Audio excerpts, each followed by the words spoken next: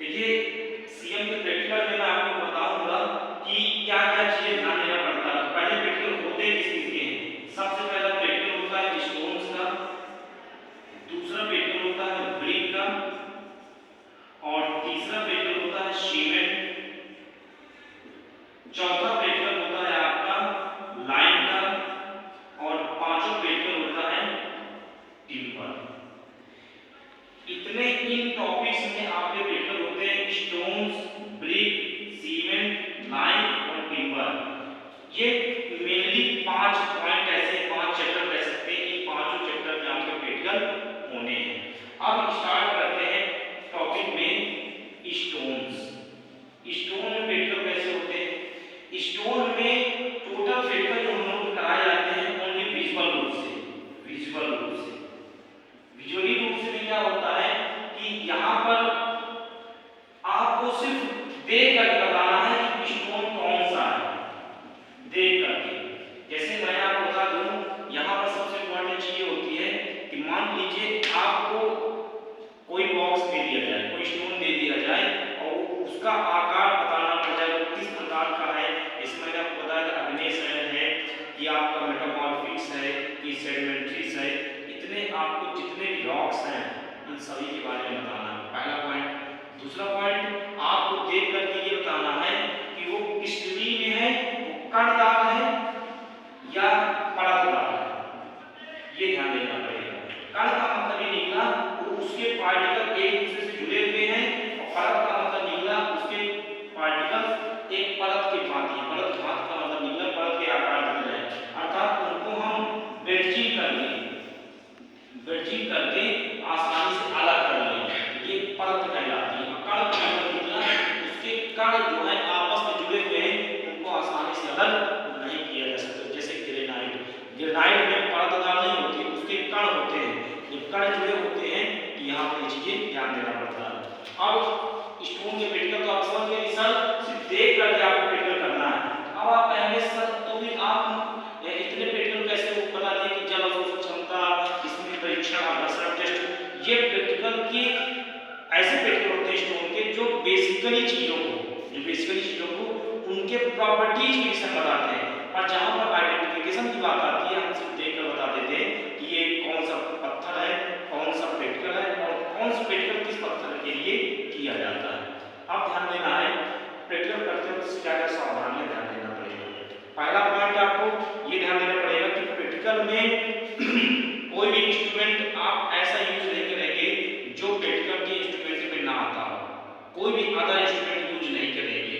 अगर मान लीजिए कह दिया जाए कि आपको प्रैक्टिकल में पानी यूज करना है, वाटर यूज करना है, और उसके बाद कह दिया जाए कि आपको बेडचिंग यूज करना है, चिप यूज करना है, और आपको बेड तुला यूज करना है, मतलब बेड वाली मशीन यूज करना है, तो आप ये याद कर लीजिएगा कि उसी को आप यूज करेंगे। बाहर से अपने जैसा सीमेंट ले आए नहीं, ये आप नहीं कर पाएंगे, तो इस बात को बिल्कुल से नोटिस कर लीजिए।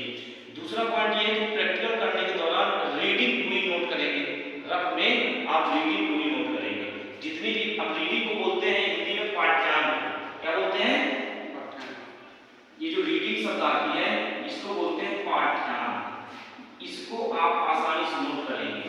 अब आप कहेंगे सर एग्जाम्पल करके बताइए, मैं बता रहा हूं आपको। कल मैंने आपको वाटर एब्जॉर्प्शन और अपघर्षण टेस्ट पढ़ाया था। अपघर्षण टेस्ट में मैंने बताया था कि अपघर्षण टेस्ट मान लीजिए पहले आपने पत्थर का वेट लिया W1 और उसको रगड़ने के बाद, मतलब जो लॉस एंजल्स मशीन है उसमें उसको डालने के बाद अगर मान लीजिए उसमें पत्थर के भार में कमी आती है, जो कमी आती है W2 और W1 into 100 है, जितनी भी कमी आएगी वो परसेंटेज में लगाएगी, तो अर्थात ये क्या मान लगाएगा पूरा, इसको कहा जाएगा अपघर्षण मान। क्या कहा जाएगा? अपघर्षण मान, एब्रेशन वैल्यू। यहाँ पर ये भी ध्यान रखिए, इसी को कहा जाता है रीडिंग।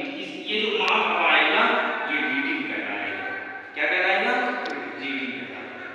इस बात को स्पेशल रूप से ध्यान दीजिएगा। तीसरा पॉइंट, प्रैक्टिकल करते वक्त एक चीज ध्यान दीजिएगा सबसे इंपॉर्टेंट, कि आप हमेशा एक लाइन में खड़े होइएगा और बारी से एक टीम के रूप में, जिस प्रकार एक टीम में एक लीडर होता है, एक फॉलोअर होता है, उसी प्रकार लीडर फॉलोअर के बीच का जो हमारा कॉम्बिनेशन होता है उसको बना के रखिए।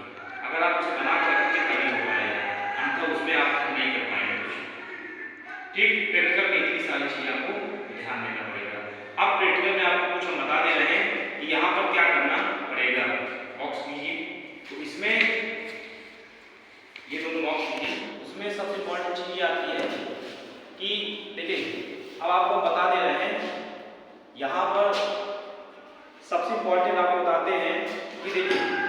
इसमें कलेक्शन ऑफ रॉक्स दिया हुआ है।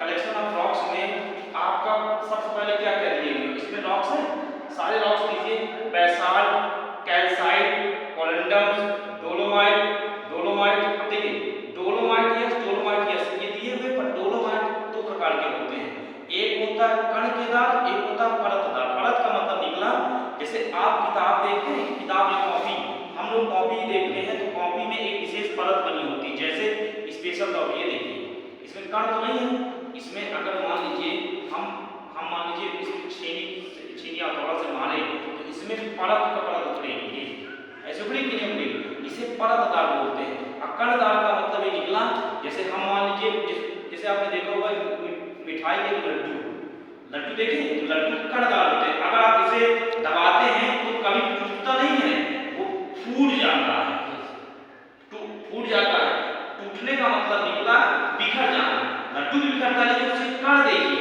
यहाँ पर चीजों समझिए कण के आधार पर बिखरता है। एक चीज ये आती है, यहाँ पर आप देखेंगे सबसे इंपॉर्टेंट चीज यहाँ पर इसके बाद ग्रेनाइट आ गया, ग्रेनाइट का जिप्सम।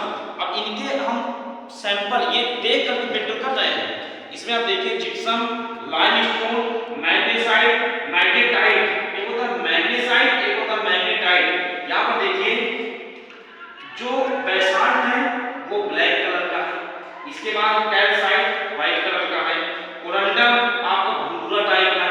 आपने देखा हो जो मिट्टी का इस्तेमाल नहीं किया जाता, हल्का ब्राउन टाइप का होता है, उसे कहा जाता है कोरंडम। यहाँ पर डोलोमाइट, डोलोमाइट परत के आकार का होता है, व्हाइट चूना टाइप का होता है डोलोमाइट थोड़ा सा। यहाँ पर देखिए एक होता है डोलोमाइट, ये पत्थर के आकार का होते हैं, ये भी पत्थर ही है, सभी पत्थर ही है, लेकिन इसमें कण की संरचना, इसमें परत की संरचना है। इसके बाद देखिए जिप्सम, जिप्सम जैसे आपने सुना होगा, जिसे हम लोग पुताई करते हैं ना, पुट्टी वगैरह बनाते हैं, तो ये चीजें आ जाती है। लाइमस्टोन चूना पत्थर, देखिए चूना पत्थर को परतदार बोला जाता है, देखिए आप देख रहे हैं व्हाइट कलर में दिया हुआ है। इसके बाद देखिए मैग्नेसाइट, मैग्नेटाइट, यहाँ पर समझिए। इसके बाद मार्बल, मार्बल आप जानते हैं व्हाइट कलर का होता है, जो लाइमस्टोन से बनाया जाता है। इसके बाद आप समझिए माइका, माइका क्या होता है, माइका स्लेट की तरह होता है, स्लेट को जानते हैं ना, बचपन में आप पढ़ते थे तो आप स्लेट की तरह देखते थे। यहाँ पर आप समझिए एक होता है पेग्माइट।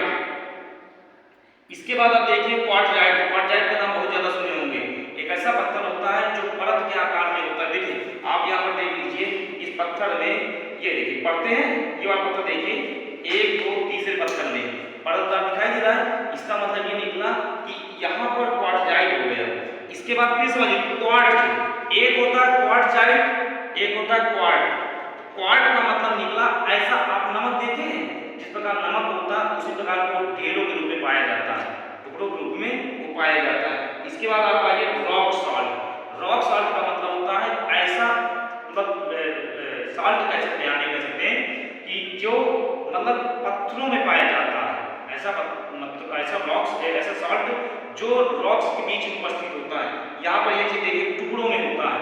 आपने कभी देखा होगा ब्लैक नमक, लोग नहीं कहते काला नमक खा लीजिए तो ये चीज दवा के यूज होता है, वो इन्हीं पत्थरों से बनाया जाता है। इसके बाद देखिए सैंडस्टोन, सैंडस्टोन का मतलब ये निकला जो बलुआ पत्थर टाइप का होता है, बालू पत्थर होता है, जिसे आपने देखा लाल पीला बना होता है, या लोग बड़े बड़े मंदिरों में आपने देखा होगा वो इस कलर का होता है, आपने देखा होगा इस कलर होता है। तो यहाँ पर ये सारी चीजें आ जाती हैं। इसके बाद देखिए सेल, सेल और स्लेट कोई खास अंतर नहीं होता। देखिए यहाँ पर ये परतदार होती है, वो भी परतदार होती है, बस ये इसकी जो स्ट्रक्चर होती है काफी मजबूत होती है, और स्लेट की स्ट्रक्चर थोड़ा सा कम मजबूत होती है, सामर्थ्य उसकी कम होती है। इसके बाद सर्पेंटाइन, ये एक ऐसा पत्थर होता है जिसको आप चाकू से भी काट सकते हैं। अब चाकू का मतलब सर बर्फी की तरह होता है क्या? नहीं, मतलब इसकी जो स्ट्रेंथ होती है सबसे कम होती है, यानी जो कठोरता होती है वो सबसे कम होती है सर्पेंटाइन पत्थर की। इसके बाद स्लेट, स्लेट मैंने आपको बता ही दिया था, जो स्लेट होता है। देखिए मिनरल्स और रॉक्स, यहाँ पर थोड़ा सा समझिएगा, एक रॉक सॉल्ट, एक मिनरल। स्लेट हो गया। अब यहाँ पर देखिए ये जितने भी स्लेट है, स्लेट मतलब होता है परतदार, बताया ना मैंने आपको। अब अगला आपको और चीज बता दे रहा हूँ, यहाँ पर